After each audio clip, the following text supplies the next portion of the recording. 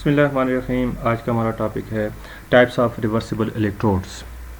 Reversible electrodes ऐसे electrodes होते हैं जो रिवर्सिबल सेल्स में इस्तेमाल होते हैं। जैसे हमने पढ़ा था कि हमारे पास जो वोल्टिक सेल हैं वो दो तरह के हो सकते हैं, रिवर्सिबल और इरिवर्सिबल। तो जो रिवर्सिबल वोल्टिक सेल्स हैं उनके अंदर इस्तेमाल होने वाले इलेक्ट्रोड्स को हम रिवर्सिबल इलेक्ट्रोड्स कहते हैं। रिवर्सिबल इलेक्ट्रोड्स जो हैं इनको तीन मेजर टाइप्स में डिवाइड किया जाता है। जो फर्स्ट टाइप है उसमें ऐसा होता है कि कोई भी मेटल या नॉन मेटल अपने ही सॉल्यूशन अपने आयंस के सॉल्यूशन के साथ इन कांटेक्ट होता है। जैसे हमारे पास मेटल है जिंक सल्फेट के साथ इन कांटेक्ट हो, यानी कि जिंक के आयंस इस सॉल्यूशन के अंदर मौजूद होंगे तो ये metal in contact with ions of its is in contact with solution of its own ions। तो जब मेटल अपने ही आयंस के साथ इन कंटैक्ट हो सॉल्यूशन के अंदर जो आयंस मौजूद हैं तो ये हमारे पास फर्स्ट टाइप बन जाती है। इसी तरह से कॉपर भी हो सकता है, जैसे हमने डैनियल सेल में भी पढ़ा हुआ है कि कॉपर जो है वो कॉपर सल्फेट के सॉल्यूशन के साथ इन कंटैक्ट होता है। तो ये फर्स्ट हमारे पास टाइप आ जाती है।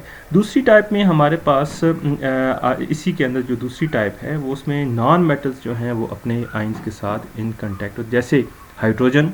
चूँकि हाइड्रोजन इस तरह से या ऑक्सीजन जो है इनके भी इलेक्ट्रोड तो होते हैं, लेकिन ये इलेक्ट्रोड इस तरह से तो नहीं बनाते जैसे कि जिंक या कॉपर का एक सॉलिड इलेक्ट्रोड होता है। तो उसमें हमने ये पढ़ा हुआ है कि हम एक अनअटैकेबल मेटल जैसे कि प्लैटिनम है वो इस्तेमाल करते हैं for the transfer of electron for electrical contact.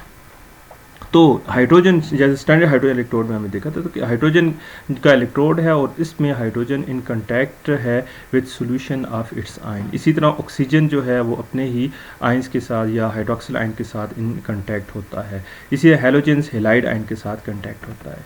तो कोई भी मेटल हो अपने ही अपने आयंस के सॉल्यूशन के साथ इन कांटेक्ट होगी या नॉन मेटल अपने ही आयंस के सॉल्यूशन के साथ इन कांटेक्ट होगी तो इसको हम कहेंगे ये first type of reversible electrode है।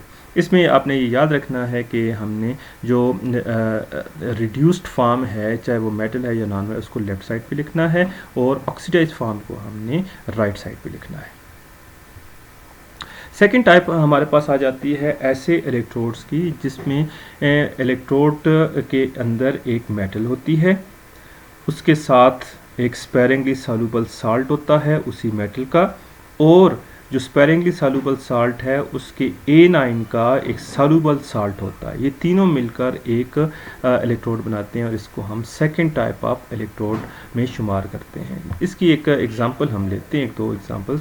तो जैसे सिल्वर का इलेक्ट्रोड हो गया, सिल्वर क्लोराइड इस इलेक्ट्रोड का स्पेरिंगली सॉल्युबल साल्ट है और साथ ही HCl जिसमें जो कि क्लोराइड आयन जो silver chloride sparingly soluble salt है, इसका जो A9 है इसका ये सॉल्युबल कंपाउंड है, सॉल्युबल एक तरह से साल्ट।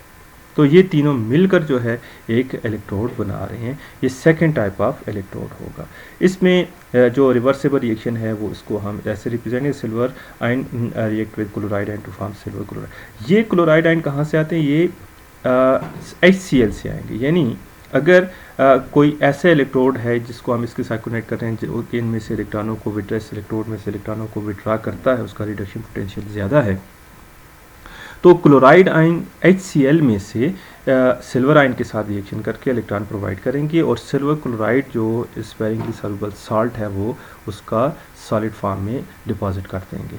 और अगर एक ऐसा इलेक्ट्रोड के साथ इसको हम कनेक्ट करते हैं जिसका रिडक्शन पोटेंशियल से भी कम है तो इलेक्ट्रॉन वो इनको प्रोवाइड करेगा और वो इलेक्ट्रॉन सिल्वर क्लोराइड के साथ रिएक्शन करके क्लोराइड आयन बनाएंगे और सिल्वर मेटल में डिपॉजिट। और ये जो क्लोराइड आयन है ये फिर उसी तरह से HCl के जो सॉल्यूशन है उसमें चले जाएंगे। इसी तरह से हमारे पास मर्क्यूरस क्लोराइड इलेक्ट्रोड है। इसमें मर्करी हमारे पास मेटल जो इलेक्ट्रोड बना रहा है, मर्क्यूरस क्लोराइड इसका स्पेरिंगली सॉल्युबल साल्ट है। पोटाशियम क्लोराइड इस मर्क्यूरस क्लोराइड के A9 का जो सॉल्युबल साल्ट है, यानी क्लोराइड आयन जो कि mercurous chloride sparingly soluble salt, इसका A9 क्लोराइड आयन इसका सॉल्युबल साल्ट बना रहा है जी KCl। तो इनका भी रिएक्शन हम इस फॉर्म में लिखेंगे। ये क्लोराइड आयन यहाँ पे पोटाशियम क्लोराइड से प्रोवाइड किया जाएगा। और अगर बाहर से इलेक्ट्रॉन इसमें ऐड होते हैं, इस इलेक्ट्रोड को प्रोवाइड किए जाते हैं, तो ये मर्क्यूरस क्लोराइड जो स्पेरिंगली सॉल्युबल साल्ट है वो इन इलेक्ट्रॉनों को गेन करके क्लोराइड आयन और मरकरी बना देगा। थर्ड टाइप में ऐसा होता है कि इसमें एक अनअटैकेबल मेटल होती है, जैसे प्लैटिनम होगी या गोल्ड होगी, जैसे हमने फर्स्ट टाइप में देखा था। लेकिन वहाँ पे और इसमें ये फ़र्क है कि ये अनअटैकेबल मेटल जो है एक ऐसे सॉल्यूशन के साथ इन कांटेक्ट होगी जिसमें ऑक्सीडाइज और रिड्यूस फॉर्म दोनों सॉल्यूशन के अंदर मौजूद होंगी। जैसे देखें 10+2 और 10+4 की शक्ल में मौजूद होगा। इसी तरह से फेरस और फेरिक की शक्ल में ये मौजूद होंगे। तो एक अनअटैकेबल मेटल होगी जो कि एक ऐसे सॉल्यूशन के साथ इन कांटेक्ट होगी जिस सॉल्यूशन के अंदर एक ही एलिमेंट के दोनों ऑक्सीडाइज और रिड्यूस फॉर्म्स मौजूद होंगी। अनअटैकेबल मेटल जो है वो एक कंडक्टर के तौर पर एक्ट करती है और ये इलेक्ट्रिकल कनेक्शन प्रोवाइड कर रही होती है।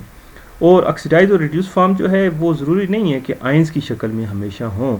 जैसे कि क्यूनोन है जो हाइड्रोजन आयन इसके साथ मौजूद होता है, तो वो एक पॉजिटिव आयन होता है, पॉजिटिवली चार्ज आयन की शक्ल में मौजूद होता है, वो ऑक्सीडाइज फॉर्म है। और न्यूट्रल हाइड्रोक्यूनोन जो है वो इसकी रिड्यूस फॉर्म हो सकती है, जो कि एक मॉलिक्यूल है, ऑर्गेनिक कंपाउंड है। तो इस तरह से हमारे पास ये तीसरी टाइप जिसमें एक मेटल अनअटैकेबल जो कि गोल्ड है, प्लैटिनम है, प्लेडियम हो सकती है, और वो एक ऐसे सॉल्यूशन के अंदर मौजूद है जिसमें ऑक्सीडाइज्ड और रिड्यूस्ड दोनों फॉर्म्स जो हैं एक ही एलिमेंट्स की मौजूद हैं। अब पहले भी मैंने जैसे बताया था कि कोई भी केस हो, चाहे फर्स्ट टाइप है, सेकंड टाइप है या थर्ड टाइप ऑफ इलेक्ट्रोड है, इसमें आपने रिड्यूस्ड स्टेट को, एलिमेंट्स की जो रिड्यूस स्टेट्स हैं उनको लेफ़्ट साइड पे लिखना है और ऑक्सीडाइज स्टेट्स और इलेक्ट्रॉनों को राइट साइड पे लिखना है, जो रिवर्सिबल रिएक्शन है। तो ये हमारा आज का इम्पॉर्टेंट टॉपिक था जिसमें हमने ये देखा कि हमारे पास 3 तरह के रिवर्सिबल इलेक्ट्रोड्स होते हैं, और रिवर्सिबल इलेक्ट्रोड्स वो इलेक्ट्रोड्स हैं जो रिवर्सिबल वोल्टिक सेल्स में एक्ट कर रहे होते हैं। और इनमें हमने देखा कि पहली टाइप में मेटल या नॉन मेटल अपने ही आयंस के सॉल्यूशन के साथ इन कांटेक्ट होगा। दूसरा ये है कि हमारे पास एक मेटल होगी, उसका स्पेरिंगली सॉल्युबल साल्ट होगा और उस स्पेरिंगली सॉल्युबल साल्ट के A9 का एक सॉल्युबल साल्ट होगा, उसका सॉल्यूशन होगा। तीसरा एक अनअटैकेबल मेटल होगी और वो अपनी ऑक्सीडाइज्ड और रिड्यूस फॉर्म एक ही एलिमेंट की उसकी ऑक्सीडाइज्ड और रिड्यूस फॉर्म सॉल्यूशन के अंदर मौजूद है उनके साथ इन कांटेक्ट होगी। Thank you.